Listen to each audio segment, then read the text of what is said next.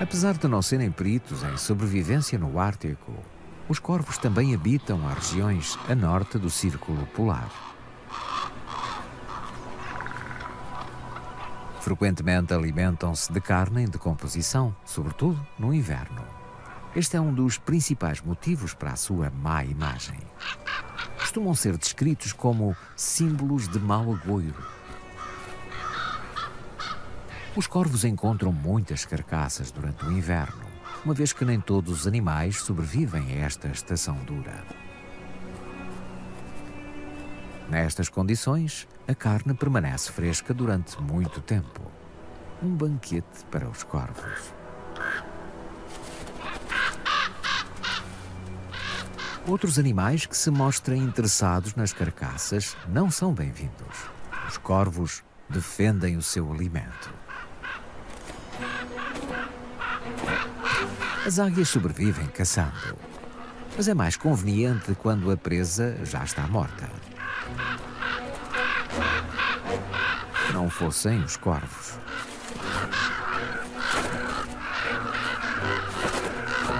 Com este tipo de companhia, comer em paz é tarefa impossível.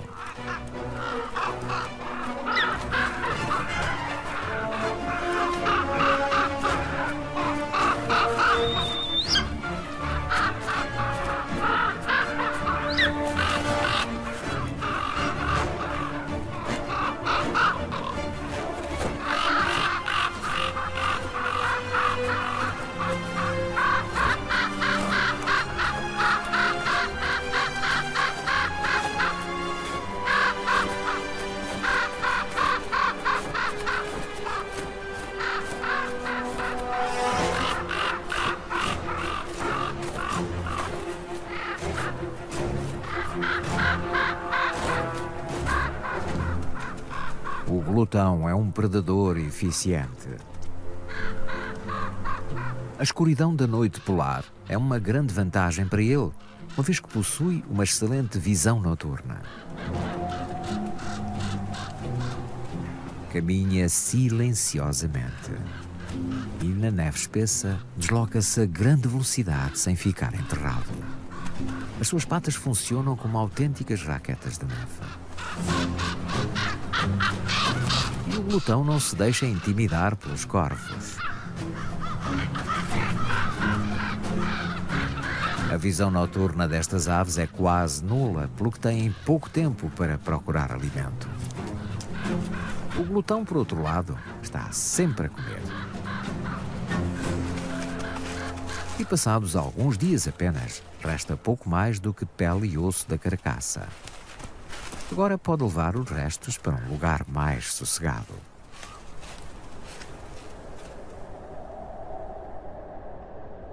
Não foi só o mundo animal que teve de se adaptar aos extremos desta região. As árvores de folha caduca passam o inverno num prolongado estado de repouso. Perdem as folhas e fortalecem as raízes, assim consomem pouca água. O solo congelado é quase tão seco como um deserto.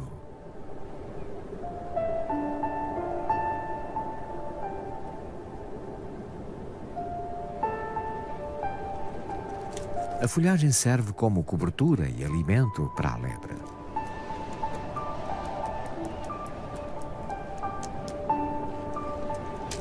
A neve funciona como uma plataforma e, com um pequeno esforço, até uma lebre consegue chegar aos rebentos mais altos.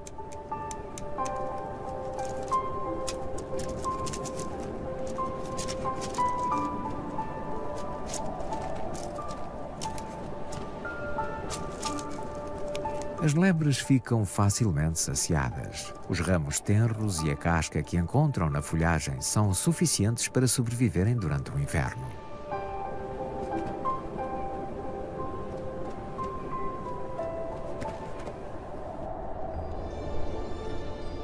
Nesta vastidão selvagem e sombria, apenas as espécies mais frugais e mais bem adaptadas sobrevivem.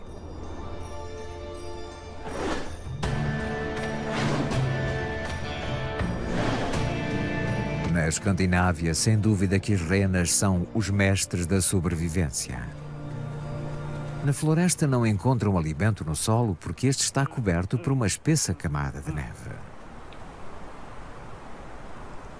Sendo assim, alimentam-se dos líquens nas árvores. As florestas de bétulas são uma excelente fonte de alimento.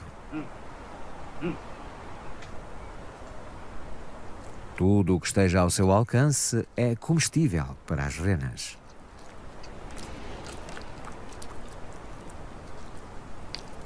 Incluindo os tenros rebentos nas pontas dos galhos e dos ramos.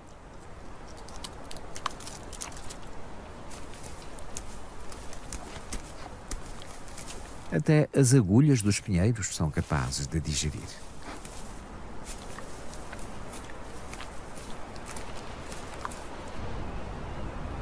Como o alimento tem de ser ruminado, a digestão é um processo lento.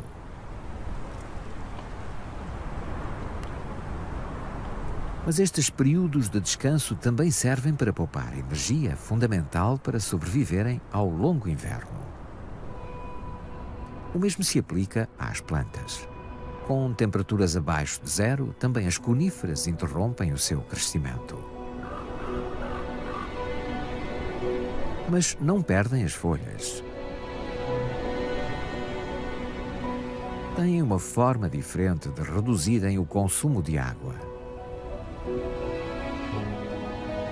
As suas agulhas têm uma superfície muito pequena. Também estão cobertas por uma camada de cera exterior muito dura.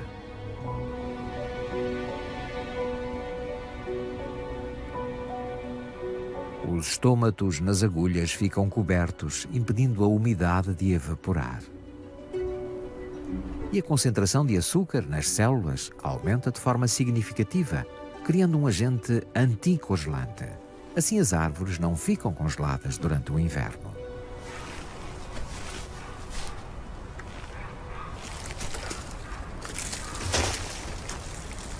Os rebentos de pinheiros também fornecem alimento ao alce.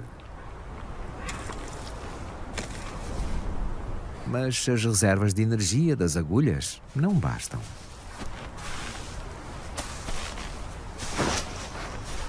O inverno suga a energia a tudo.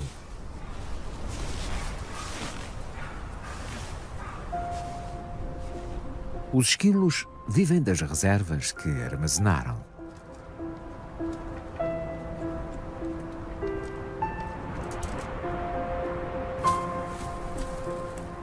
Nas florestas de coníferas também encontram pinhas.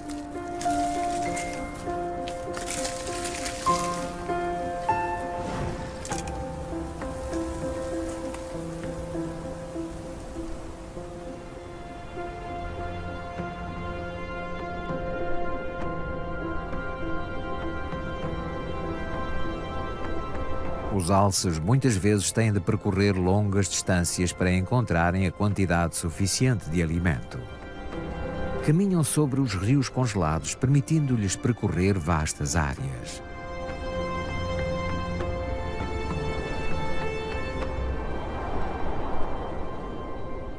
Quando a noite polar passa o seu auge, as fases de crepúsculo são cada vez mais longas e luminosas. É o que se passa em Varanger, no norte da Noruega. Em meados de janeiro, o sol encontra-se abaixo do horizonte. O crepúsculo dura 6 horas, com um fascinante jogo de cores da natureza.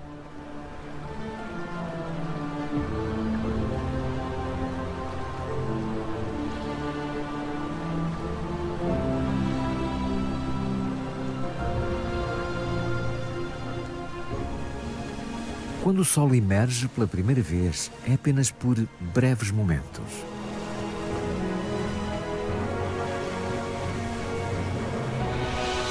E embora a cada dia pareça emergir por mais tempo, muitas vezes fica escondido atrás das nuvens.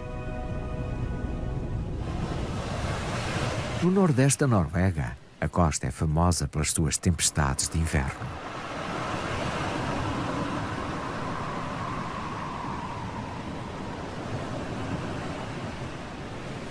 Contudo, o fiord de Varanger encontra-se numa zona abrigada. E as correntes externas do Golfo mantêm o mar livre de gelo aqui também.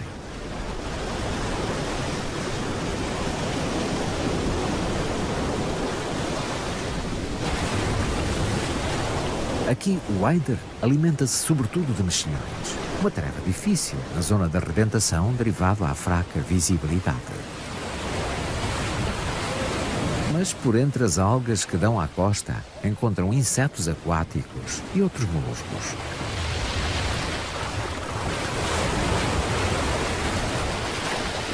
E nadam repetidamente até ao seu território de caça para mergulharem em busca dos mexilhões. No fiorde de Varangar, no final de janeiro, o sol permanece acima do horizonte durante várias horas.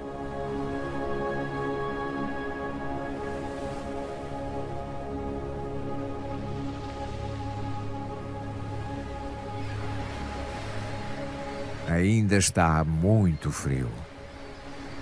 Nos dias mais frios, o efeito de aquecimento da corrente do Golfo leva à formação de uma espécie de neblina que se forma sobre a superfície do mar. Esta neblina apenas ocorre quando existe uma grande diferença de temperatura entre a água do mar e a atmosfera.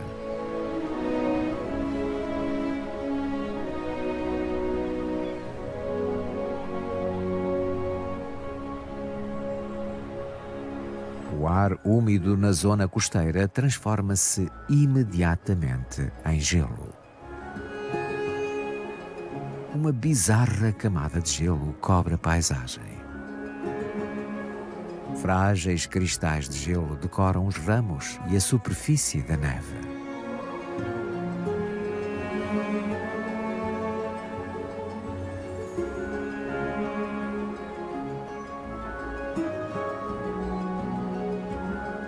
O tempo que este fantástico lençol branco dura dependerá das condições meteorológicas, que aqui, no extremo norte, são completamente imprevisíveis. Nas baías e portos abrigados deste fiorde, as forças da natureza não são tão extremas como no mar alto. O que torna este lugar bastante popular para os patos.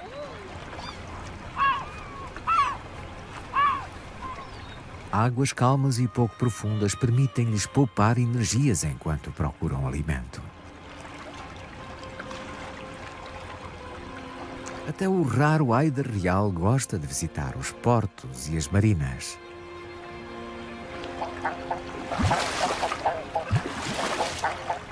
Passam os verões na costa do Alto Ártico e no norte da Sibéria.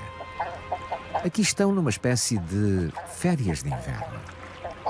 Para eles, o norte da Noruega equivale ao sul quente e existe alimento em abundância.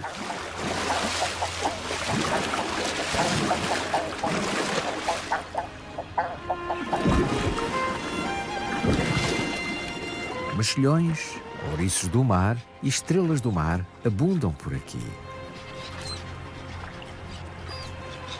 As gaivotas são péssimas predadoras, mas muito espertas. Esta observa a atividade dos Eiders com toda a atenção.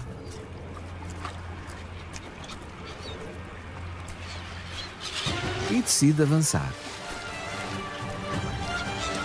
Assustar os Eiders é um método para lhes roubar a pescaria. Tão depressa veio como foi.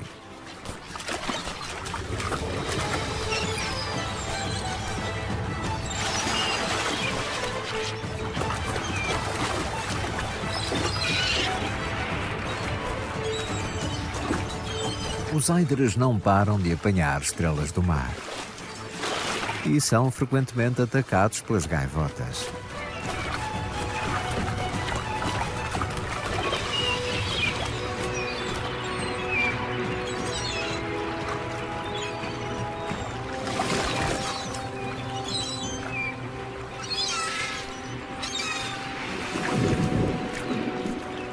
Mas no final todos saem vencedores. Todos beneficiam da abundância do Oceano Ártico.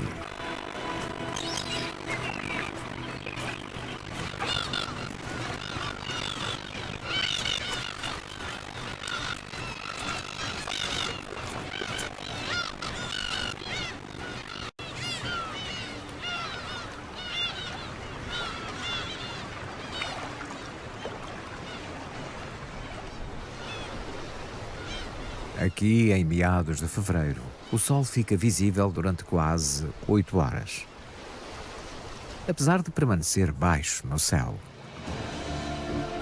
Em Spitsbergen ou em Svalbard, a cerca de 1000 quilómetros mais para norte, o Sol pode ser observado mesmo sobre o horizonte.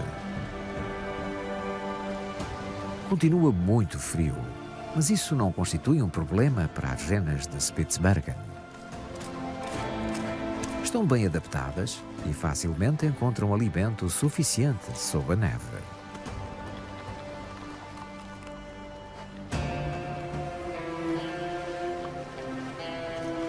Mas este ano, os resultados das mudanças climáticas dificultam-lhes a vida. A meio do inverno, as temperaturas subiram tanto que choveu, o que resultou na formação de uma espessa camada de gelo sobre o solo. As renas não conseguem alcançar o seu alimento.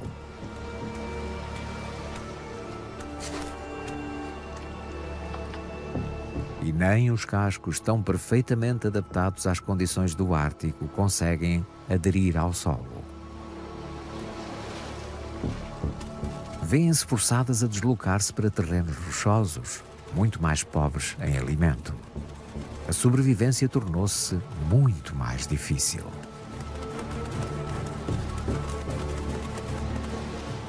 Muitas morrerão de fome este inverno.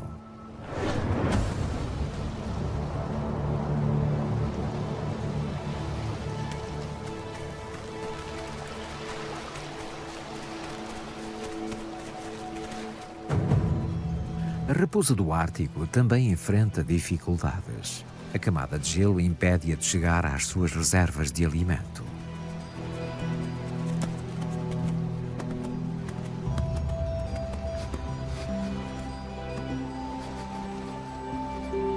A carcaça da rena é a sua salvação.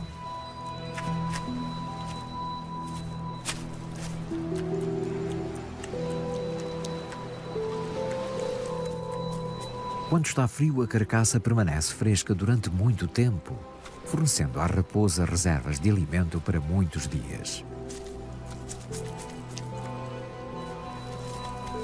Embora seja trabalhoso remover a carne congelada dos ossos.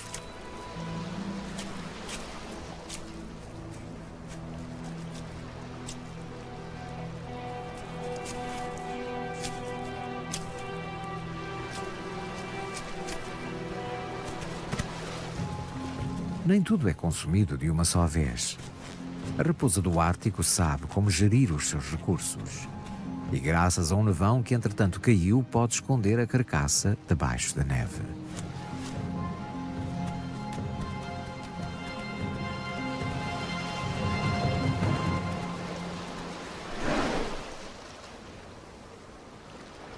Em finais de fevereiro, quando o sol reaparece em Spitsbergen, os dias rapidamente ficam mais longos.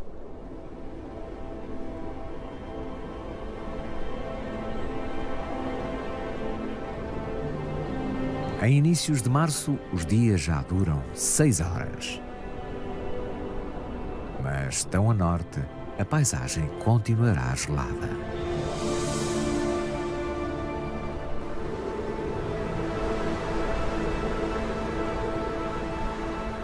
O regresso do sol acorda os instintos reprodutivos dos ursos polares.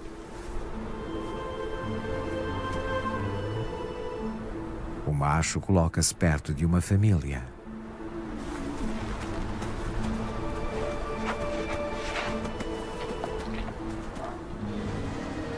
Há dias que os vem seguindo.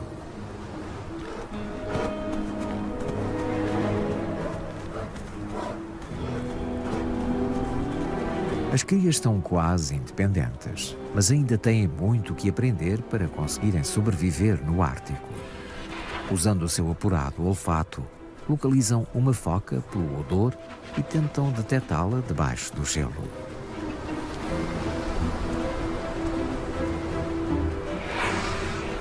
Distraídos a brincar, não percebem que a progenitora seguiu em frente. O macho pressente a oportunidade de conquistar a fêmea. Não é o único que a segue. Uma coleira com um localizador mostra que os seus movimentos também são de interesse científico.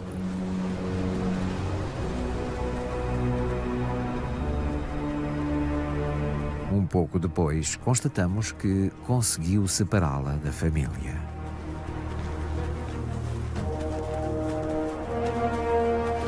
Agora leva-a para as montanhas. Esta é a plataforma nupcial dos ursos polares em Spitsbergen. As crias apercebem-se tardiamente que a progenitora desapareceu, mas detectam seu odor e seguem-no até às montanhas.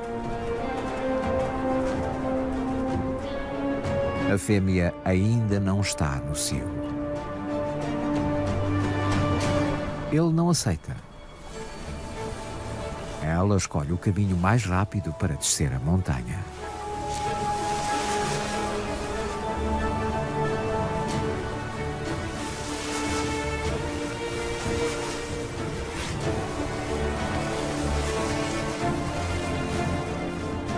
Já não a pode impedir.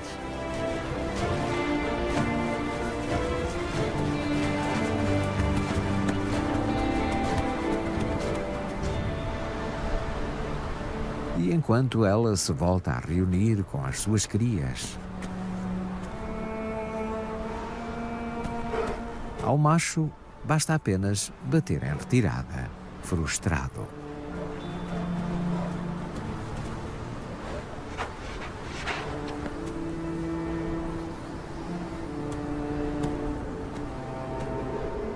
Um grande revés. Mas não desistirá enquanto não alcançar o seu objetivo. Em março, o dia e noite têm praticamente a mesma duração. Do Círculo Ártico ao Polo Norte, o Sol regressa em força. Apesar da neve e do gelo, as horas mais longas de luz indicam o início da primavera, sobretudo para os animais. Em breve, os penhascos costeiros voltarão a ser densamente povoados. As gaivotas tridáctilas passaram o inverno no mar. Agora, em março, vêm para a terra para se reproduzirem. Os locais de nidificação mais seguros a meio dos penhascos são os mais procurados. O que desencadeia lutas acesas.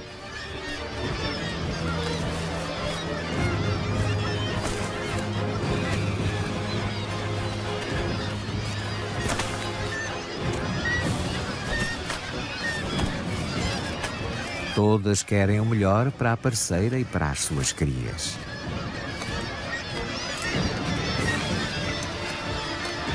O mais difícil é manter o lugar depois de ocupado.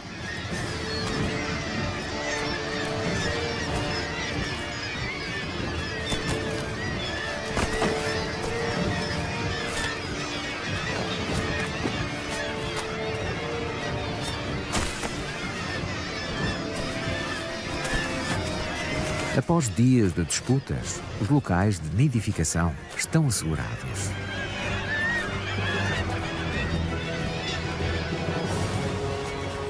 E a próxima geração vem a caminho.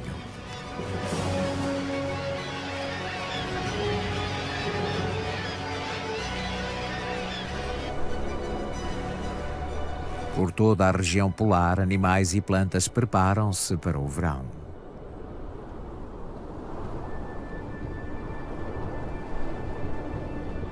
Nos finais de março, a noite polar termina por fim. O sol volta a reinar. Em breve, as renas abandonarão as pastagens de inverno. A maioria delas sobreviveu ao inverno sombrio, cheio de privações. A neve vai derreter. E a magia do inverno desvanecer-se-á.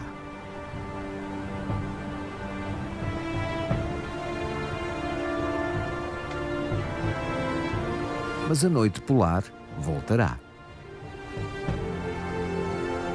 Dentro de 6 meses, regressará ao Polo Norte e cobrirá uma vez mais o extremo norte da Europa.